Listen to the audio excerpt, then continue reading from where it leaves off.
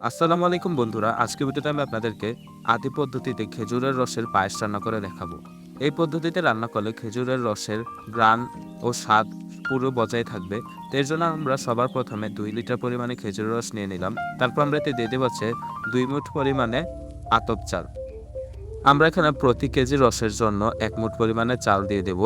আমরা কিন্তু এখানে কোনো ধরনের সুগন্ধি চাল দেইনি, আমরা আতপ চাল দিয়েছি। সুগন্ধি চাল দিলে খেজুরের রসে যে ঘ্রাণটা থাকে সেটা বজায় থাকবে না।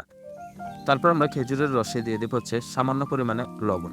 আমরা কিন্তু এই পায়েসে কোনো রকমের দুধ বা কোনো রকমের মশলা দেব না এবং কোনো রকমের সুগন্ধি চালও দেব না। এর ফলে কিন্তু খেজুরের রসের যে ঘ্রাণটা সেটা বজায় থাকবে এবং খেতেও কিন্তু খুব সুস্বাদু হবে।